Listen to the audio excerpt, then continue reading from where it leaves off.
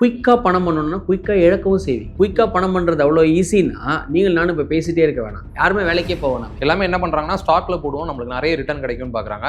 உங்களுடைய தேவையை முதல்ல பார்த்து ஃபர்ஸ்ட் என்ன பண்ணணும், டெஸ்டிங் கிரிக்கெட் விளையாடணும். எடுத்த உடனே நீங்கள் போயிட்டு அந்த ஸ்டாக்கை வாங்குறேன், இந்த ஸ்டாக்கை வாங்குறேன், F&Oவில் வாங்குறேன், கிரிப்டோ கரன்சியில் வாங்குறேன்னா இன்னைக்கு இருக்கிற வேர்ல்டில் ஸ்கில்லை டெவலப் பண்ணாமல் உங்களால் சர்வே பண்ண முடியாது, ஏர்ன் பண்ண முடியாது. 20 வயசு 25 வயசில் நிறைய பேர் பண்ணுறது என்னென்னா இந்த F&Oவில் வாங்குறது. நீங்கள் F&Oவில் பணம் விட்டிங்கன்னா there won't be any future. நான் யங் ஏஜில் ரிஸ்கே எடுக்க மாட்டேன், பிபிஎஃப்ல இன்வெஸ்ட் பண்ணுவேன், நான் வந்து எஃப்டியில் போடுவேன், இல்லை இது மாதிரி போடுவேன்னா there's nothing wrong, but just that your investments will not beat the inflation. Research ரொம்ப முக்கியம் இல்லை சார். நம்ம வாங்குறது வந்து கீழே போகும், நம்ம விற்றதுக்கு அப்புறம் அது மேலே போகும். பொங்கல் சாப்பிட்டா மிளகு வரும், நம்ம பாயசம் குடிக்கும் போது ஒரு முந்திரி கூடி வராது. ஸோ உங்கள் லக்கு பேடாக இருந்ததுன்னு வச்சுங்களேன். வணக்கம் சார். வணக்கம் கேஷவ் சார். நீங்கள் இப்போது ஒரு ஃபினான்ஷியல் அட்வைசர், உங்களை பொறுத்த வரைக்கும் நீங்கள் ஒரு ஃபினான்ஷியல் அட்வைசர், நீங்கள் நிறைய கிளைண்ட்ஸ் ஹேண்டில் பண்ணுறீங்க, எல்லாமே ஓகே. இந்த ஏர்லி இன்வெஸ்டிங்னு ஒன்று சொல்கிறாங்கல்ல சார், அப்படின்னா என்ன சார்? அதுக்கு என்னென்ன ஸ்ட்ராட்டஜிஸ்லாம் இருக்குது? ஏன்னா எனக்கு இப்போ 24 வயசாகுது. இப்போ நான் இன்வெஸ்ட்மெண்ட் ஸ்டார்ட் பண்ணிட்டேன் அப்படின்னு சொல்லிட்டு இப்போ உங்களை மாதிரி ஃபினான்ஷியல் அட்வைசர்ஸ்க்குலாம் சொன்னோன்னு வச்சுக்கோங்க, சூப்பர்ப்பா நல்லா பண்ணேன், கொஞ்சம் ஏர்லியாக பண்ணியிருக்கலாம் அப்படின்வீங்க. நான் எப்போ பண்ணுறது? எனக்கு நான் இப்போ தான் சம்பாதிக்கிறேன், நான் இப்போ தான் இன்வெஸ்ட் பண்ண முடியும். அதே மாதிரி நான் ஃபஸ்ட் ஜென்ரேஷன், என்னோட ஃபேமிலியில் நான் இப்போ தான் படித்து ஒரு டிகிரி வாங்கி நான் தான் வேலைக்கு போகிறேன், நான் தான் இப்போ சம்பாதிக்கிறேன். எனக்கே இப்போ தான் வந்து ஸ்டாக் மார்க்கெட்னா என்னன்னு தெரிஞ்சிட்டு இருக்கு அப்படின்னா இப்போ நான் எப்படி முன்னாடி இன்வெஸ்ட் பண்ண முடியும்? இப்போ தான் ஆரம்பிக்க முடியும். ஸோ நான் இப்போ ஆரம்பித்தேன் அப்படின்னா நான் என்னென்ன பண்ணணும்? இனிமேல் இப்போ நான் ஆரம்பித்ததே ஒரு நல்ல ஸ்டேஜ் தானா? Warren Buffett, living legend says, I started investing at the age of 11 வயசில் ஸ்டார்ட் பண்ணேன். Then he says I regret that I started late அப்படிங்கிறார். He is about 98 years old, 98 வயசு லிவிங் லெஜண்ட். ஆல்மோஸ்ட் ஒரு 80 years invest பண்ணிட்டு இருக்காரு. Okay. என்ன சொல்கிறார், 11 வயசில் ஸ்டார்ட் பண்ணதே லேட்டுங்கிறார். இது என்ன ரொம்ப சிம்பிள் ரீசன்னா, any financial assets will compound over a period of time. Okay. இதை என்ன சொல்லுவோம்னா P × 1 + R whole power n. இது நம்ம நல்லா தெரிஞ்சுக்கணும். Albert Einstein also says it's 8th wonder of the வேர்ல்டுங்கிறார். அப்படின்னா என்னன்னா money compounds over a period of time. If you delay investing என்ன ஆகும்னா த காம்பவுண்டிங் உடைய எஃபெக்ட் வந்து ரொம்ப கம்மியாக இருக்குங்கிறான். ஸோ நீங்கள் ஒரு கேள்வி கேட்டீங்க, I am 24. ஆமாம் சார். Am I late அப்படின்னு கேட்டீங்க. So to answer to your questions, assuming you are now 25, okay, just hypothetically you want to retire at the age of 60 yearsனு வச்சுங்க. ஓகே. சப்போஸ் நீங்கள் ஒரு 5000 ரூபாய் இன்வெஸ்ட் பண்ணுறீங்க, 5000 ரூபாய் இன்வெஸ்ட் பண்ணுறீங்க, சரி உங்களுக்கு வந்து ஒரு 12% ரிட்டர்ன்ஸ் வருதுன்னு வச்சுக்கலாம். ஒரு any index fund, equity fund, flexi gap, any fund ஒரு 12% ரிட்டர்ன்ஸ் வர மாதிரி பண்ணிங்கன்னா ஓகே, நீங்கள் ஒரு 60 வயசில் ரிட்டையர் ஆகிறீங்கன்னு வச்சுக்கலாம். So for about next 35 years நீங்கள் எவ்வளோ இன்வெஸ்ட் பண்ணியிருப்பீங்கன்னு பார்த்தீங்கன்னா ஒரு 21 லட்ச ரூபா இன்வெஸ்ட் பண்ணியிருப்பீங்க. Okay. The corpus that you get will be close to 3.2 crores இருக்கும். சப்போஸ் நீங்கள் கொஞ்சம் தூங்கிட்டீங்க, இப்போ கொஞ்சம் ஜாலியாக இருந்துட்டு நீங்கள் கொஞ்சம் லேட்டாக ஸ்டார்ட் பண்ணுறீங்க, ஒரு 35 வயசில் தான் ஸ்டார்ட் பண்ணுறீங்க, நல்லா இப்போல்லாம் யோலோங்கிற கான்செப்ட் இருக்குல்ல, you are living only once, so நல்லா ஜாலியாக இருக்கலாம், கொஞ்சம் லேட்டாக ஸ்டார்ட் பண்ணுறீங்க. So starting at the age of 35 and assuming the same retirement age at around 60. Okay. அதே 5000 தான் போடுறீங்க. So you are not investing for 35 years, you are investing only for 25 years. ஆமாம் சார். So அதே 12% returns வச்சுக்கலாம். You will end up getting less than 1 crore corpus. You will end up getting 94 lakhs. Okay. So the difference between starting 25 and 35, the difference is about 2.3 crores.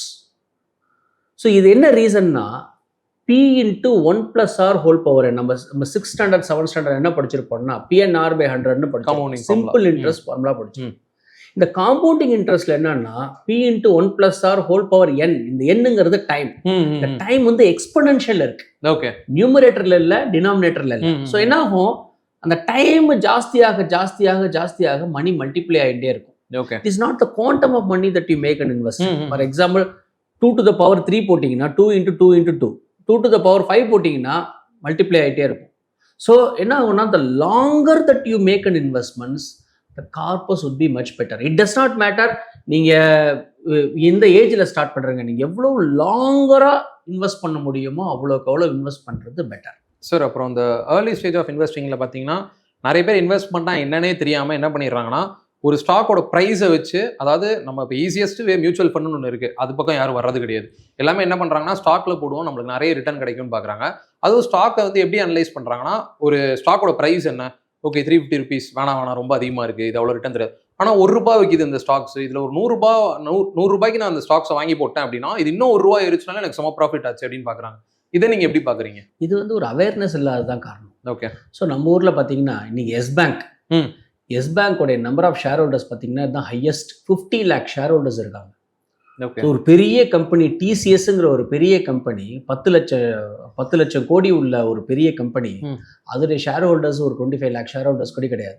So இன்னைக்கு என்னன்னா அப்படிதான் என்ன அர்த்தம்னா S பேங்க்ல கடைசி ஒரு ஒரு 10 வருஷத்துல எல்லாரும் வாண்ட்ஸ் டு பை, ₹10 வாங்கணும், ₹15 வாங்கணும், ₹20 விற்கணும். இந்த மாதிரி என்ன ஆகும்னா people wants to purchase cheap and I wants to sell at a very higher price. Correct sir. ரொம்ப கம்மியாக வாங்கிட்டு ரொம்ப அதிகமாக விற்கலாம் அப்படிங்கிற ஒரு நினைப்பு இருக்கு. ஆக்சுவலாக நீங்கள் எப்பயுமே என்ன பார்க்கணும்னா உங்களுடைய தேவையை முதல்ல பார்த்துக்கணும். ஓகே. உங்கள் ரெக்குவயர்மெண்ட்டை பார்த்து குயிக்காக பணம் பண்ணணும்னா குயிக்காக இழக்கவும் செய்வீங்க.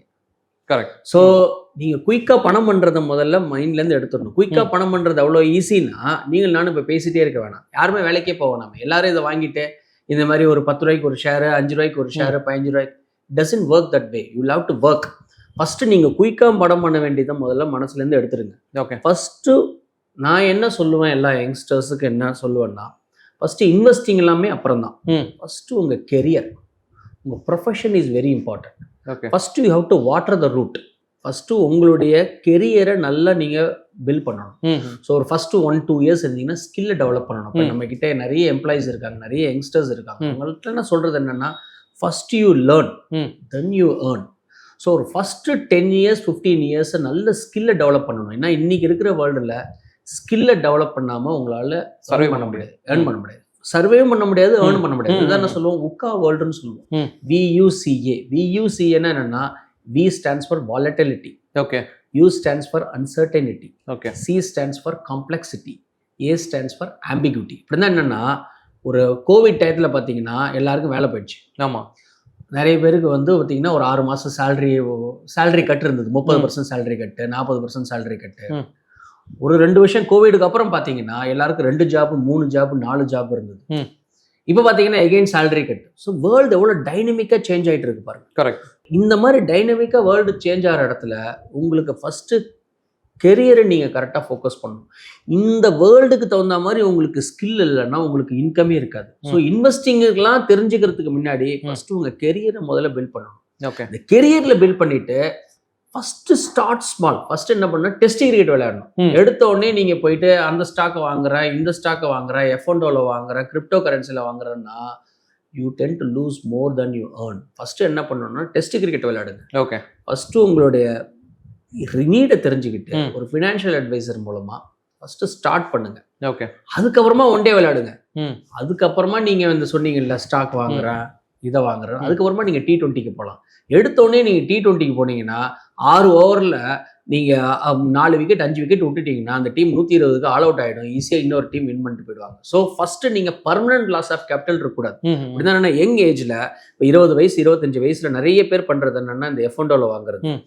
F&Oனா நான் நிறைய வீடியோவில் சொல்லியிருக்கேன். நீங்கள் F&Oவில் பணம் விட்டிங்கன்னா there won't be any future. Correct sir. ஓனா there won't be any options left. உங்களுக்கு வேறு எந்த ஆப்ஷன் இருக்காது லைஃப்பில். ஸோ என்ன ஆகும்னா நிறைய பேர் கடனை வாங்கி வேற அதை பண்றாங்க. ஸோ என்ன ஆகும்னா 25 வயசுல நீங்க ஒருத்தர் அது மாதிரி பண்றாருன்னு சொன்னா, கடனை வாங்கி இன்வெஸ்ட் பண்றாரு, இந்த மாதிரி சின்ன சின்ன ஸ்டாக்ல இன்வெஸ்ட் பண்றாரு, பணத்தை இழந்துறாருன்னு சொன்னா இந்த பணத்தை இழந்ததை மீட்டுறதுக்கே ஒரு 10-15 வருஷம் ஆயிடும். Correct sir. அதுக்கப்புறமா அவர் கெரியரை பில்ட் பண்ணணும், அதுக்கப்புறமா அவர் ரிட்டையர்மெண்ட்டை ஃபோக்கஸ் பண்ணணும். ஸோ அதனால யங் ஏஜ்ல ஃபர்ஸ்ட் என்ன பண்ணணும்னா லேர்ன் பண்ணி உங்க கெரியரை ஸ்டார்ட் பண்ணுங்க. You should have a good career. First learn பண்ணி அதுக்கப்புறம் ஸ்கில்லை டெவலப் பண்ணணும். Because your skill and your profession is going to give the income. With that income then you should save.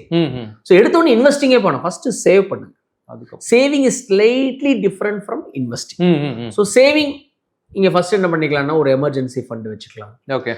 கொஞ்சம் திடீர்னு யார்ட்டையும் கிரெடிட் கார்டுக்கு யூஸ் பண்ண வேணாம், யார்ட்டையும் நீங்கள் பணம் கேட்க வேணாம். உங்களுக்குன்னு ஒரு 2 மாதம் எக்ஸ்பென்ஸ் 3 மாதம் எக்ஸ்பென்ஸை வச்சுக்கலாம். அதுக்கப்புறம் பார்த்தீங்கன்னா உங்களுக்கு எதுவும் ஆகக்கூடாது. ஸோ அது ஒரு ஹெல்த் இன்சூரன்ஸ் எடுத்துக்கலாம். கல்யாணம் யங் ஏஜ்ல கல்யாணம் ஆயிடுச்சுன்னு மேபி ஒரு டேர்ம் இன்சூரன்ஸ் எடுத்துக்கலாம். நீங்க ஒரு விமனா இருக்கீங்க, ஒரு கேர்ளா இருக்கீங்கன்னா ஒரு just heart and cancer policy அப்படின்னு இருக்கு. ஸோ இதெல்லாம் எதுக்குன்னா யங் ஏஜ்ல எந்த உங்களுக்கு ஹெல்த் ப்ராப்ளம் எதுவும் வராம உங்க எமர்ஜென்சி இதெல்லாம் நீங்க வச்சுக்கிட்டீங்கன்னா then you should think of saving and investing. Straightaway நீங்க T20க்கு ஸ்ட்ரெயிட்டவே நீங்க இன்வெஸ்டிங், ஸ்ட்ரெயிட்டவே நான் எஸ் பேங்க் ஷேர் தான் வாங்குவேன், ஸ்ட்ரெயிட்டவே நான் F&O தான் வாங்குவேன், இந்த மாதிரி நீங்க பண்ணீங்கன்னா most probably you tend to lose than you earn. Sir அது மட்டும் இல்லாமல் பார்த்தீங்கன்னா இப்போ ஏர்லி இன்வெஸ்டிங்ல நிறைய பேர் பண்ற தப்பு என்னன்னா அவங்க போர்ட்ஃபோலியோ ஒரு ஸ்ட்ரக்சர் பண்ணிக்கிறாங்க, இதுதான் என் போர்ட்ஃபோலியோல இருக்கணும் அப்படின்னு சொல்லி. ஆனால் டைவர்சிஃபை பண்ண உங்களுக்கு தெரியல, லாங் லாஸ்டிங் அதிலேயே டிராவல் பண்றாங்க. அது எவ்வளவு பெரிய, இப்போ நீங்க சொல்றீங்கல்ல சார் F&O பண்ணீங்கன்னா இந்த மாதிரி விஷயங்கள்லாம் இருக்கு, இவ்வளவு ஆபத்து இருக்குன்னு, இதுல எவ்வளவு சார் ஆபத்து இருக்கு? ஏன்னா அவன் க்ரோ பண்ண முடியாம ஒரு இடத்துல ஸ்டக் ஆகி நிக்கிறதுக்கான விஷயம் அதுல இருக்கு, நீ டைவர்சிஃபை பண்ணாதனால. அப்படின்றப்போ அதுல என்ன நீங்க என்னென்ன பாப்பீங்க சார் ஃபினான்ஷியல் அட்வைசரா? நான் எப்படி பார்ப்பேன்னா, ஃபர்ஸ்ட் ஒரு 20 years ஓகே யங்கா இருக்கும்போது your risk taking ability will be slightly better.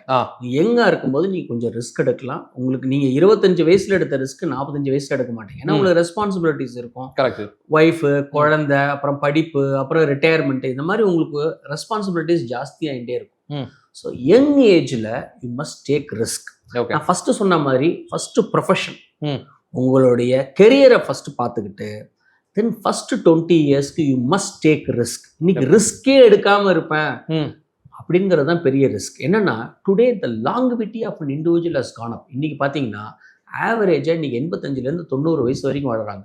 ஜப்பான்ல பார்த்தீங்கன்னா ஆல்ரெடி 100 வயசுக்கு மேல வாழறவங்க ஜாஸ்தி.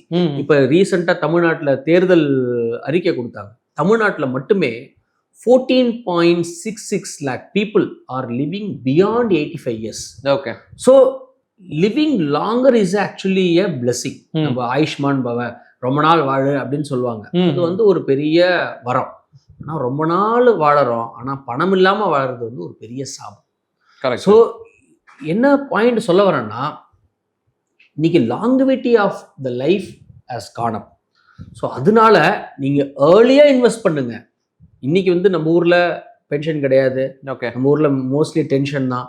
ஸோ ஏர்லியாக ஸ்டார்ட் பண்ணுங்க. ஃபர்ஸ்ட் ஒரு 20 வருஷம் நல்லா சேர்த்துருங்க. இப்போ நீங்கள் 24 வயசு. ஸோ நெக்ஸ்ட் 20 இயர்ஸ் நல்ல கெரியரை பில்ட் பண்ணிட்டு கொஞ்சம் கொஞ்சமாக சேவ் பண்ணிட்டே வாங்க. 20 இயர்ஸ் நல்லா அக்ரெசிவாக இன்வெஸ்ட் பண்ணுங்க.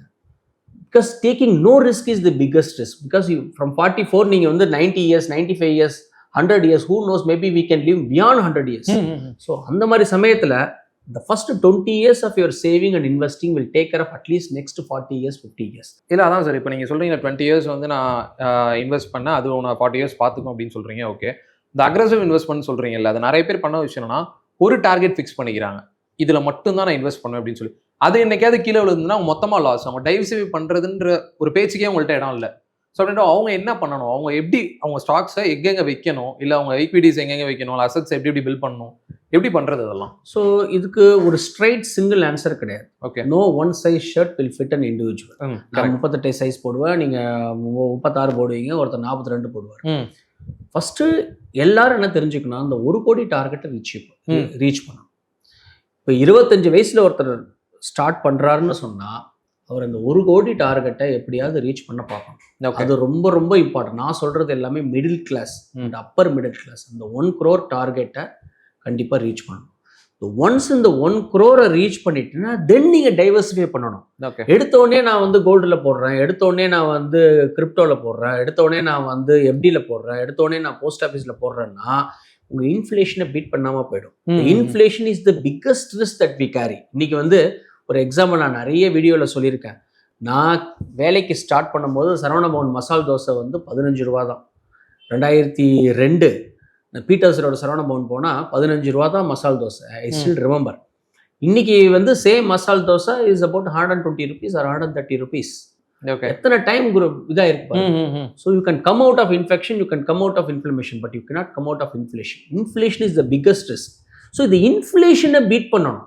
அதுக்கு தகுந்த மாதிரி யங் ஏஜில் முதலீடு பண்ணுவேன். யங் ஏஜில் ரிஸ்கே எடுக்க மாட்டேன், பிபிஎஃப்ல இன்வெஸ்ட் பண்ணுவேன், நான் வந்து எஃப்டியில் போடுவேன், இல்லை இது மாதிரி போடுவேன்னா there is nothing wrong, but just that your investments will not beat the inflation. So என்ன ஆகும்னா நிறைய பேர் என்ன பண்ணுவாங்கன்னா இதில் கொஞ்சம் கொஞ்சம் சேர்த்துருவாங்க. அது கையில் ஒரு 4 லட்சம் இருக்கும், இல்லை 7 லட்சம் இருக்கும், அது அவங்களுக்கு பத்தாம போயிடும் 20 வருஷம் கழிச்சு. இதே ஒரு இன்வெஸ்டிங்கை ஒரு அசட் கிளாஸை இன்ஃப்ளேஷனை பீட் பண்ணுற மாதிரி பண்ணாங்கன்னா ப்ரிஃபரபிளி ஈக்விட்டி யங் ஏஜில் பண்ணும்போது என்ன ஆகும்னா மணி இன்ஃப்ளேஷனை பீட் பண்ணி உங்களுக்கு வந்து க்ரோத் இருக்கும். ஒரு சிம்பிள் எக்ஸாம்பிள் சொல்லணும்னா உங்களுக்கு கடைசி ஒரு 10 வருஷத்தில் ஒரு நம்ம இந்தியன் ஸ்டாக் மார்க்கெட் எடுத்துக்கலாம். US stock market has delivered better returns. US வந்து ஒரு 15-16% கிட்ட ரிட்டர்ன்ஸ் கொடுத்துருக்கு. நம்மளோட இண்டெக்ஸ் வந்து ஒரு 12-13% இண்டெக்ஸ் ரிட்டர்ன்ஸ் கொடுத்துருக்கு. ஸோ கடைசி 10 வருஷத்தில் சப்போஸ் நீங்கள் வந்து ஒரு 10 லட்ச ரூபா நீங்கள் முதலீடு பண்ணியிருக்கீங்கன்னு சொன்னால், இந்த 10 லட்சம் வந்து ஒரு 9.5 வருஷத்தில் இல்லை 10 வருஷத்தில் 3 டைம்ஸ் ஆயிருக்கு. ஓகே, 10 லட்சம் வந்து என்ன இருக்குன்னா 30 லட்சம் ஆயிருக்கு. நீங்கள் எஸ் பேங்க் ஸ்டாக்கை வாங்க வேணாம், ரிலையன்ஸ் இண்டஸ்ட்ரீஸ் வாங்க வேண்டாம், டிசிஎஸ் வாங்க வேண்டாம், எதுவும் வாங்க வேண்டாம். ஜஸ்ட் இண்டெக்ஸில் வாங்கியிருந்தா, நிஃப்டி 50ல் வாங்கியிருந்தாலே உங்களுக்கு 10 லட்சம் வந்து நீங்கள் 30 லட்சம் ஆயிருக்கும். ஓகே, 10 லட்சம் 30 லட்சம் ஒரு பெரிய பணம் தான், நல்ல க்ரோ ஆயிருக்கு. பட் இதில் ஒரு பாயிண்ட் என்னன்னா, ஆவரேஜாக லாஸ்ட் 10 இயர்ஸ் உடைய இன்ஃப்ளேஷன் வந்து 7%. ஸோ என்ன ஆச்சுன்னா, இதுதான் ரூல் நம்பர் 17 சொல்லுவோம். ரூல் நம்பர் 17 என்னன்னா, கடைசி 10 வருஷம் ஆவரேஜ் இன்ஃப்ளேஷனை நீங்கள் 70ஆல் டிவைட் பண்ணீங்கன்னா உங்கள் பணம் பாதியாக இருக்கும். ஓகே. ஃபார் எக்ஸாம்பிள் 10 லட்சம் பண்ண இன்வெஸ்ட்மெண்ட்ஸ் 30 லட்சம் ஆச்சு, கிரேட். ஆனால் அதோடைய வேல்யூ பிகாஸ் ஆஃப் 7% இன்ஃப்ளேஷன், 30 லட்சத்துடைய வேல்யூ இன்னைக்கு 15 லட்சம் தான். ஸோ யாரோ ஒருத்தர் வந்து இந்த 10 லட்சத்தை வெறுமனா எஃப்டி இல்லை இந்த மாதிரி போட்டிருந்தாங்கன்னா அதோடைய மதிப்பு இன்னைக்கு அதை விட கம்மி. புரியுது. ஸோ இன்னைக்கு வந்து பணங்கிறது ஒரு தேவைக்கு உண்டான பொருள். பணத்தை வச்சுட்டு நம்ம சாப்பிட போறது இல்லை. நம்மளுக்கு ஒரு உப்பு புளி மிளகா வாங்கிக்கணும், நம்மளுக்கு வைஃபை யூஸ் பண்ணிக்கணும், நம்மளுக்கு ஒரு ஃபோன் வேணும், நம்ம ஒரு சினிமாவுக்கு போகணும், நம்ம ஒரு கல்யாணத்துக்கு போகணும். ஸோ இந்த மாதிரி நம்ம தேவைக்கு யூஸ் பண்ணக்கூடிய தான் பணம். நிறைய பேர் வந்து பணத்தை வந்து பெருசா இது வேணா எடுத்துக்குவாங்க, பீப்புளை லவ் பண்ண மாட்டாங்க. Should be an other way around. நம்ம வந்து பணத்தை யூஸ் பண்ணணும், மக்களை வந்து லவ் பண்ணணும். நம்ம எல்லாரும் பணத்தை லவ் பண்றோம். ஸோ பணங்கிறது தேவைக்கு உண்டான ஒரு பொருள்.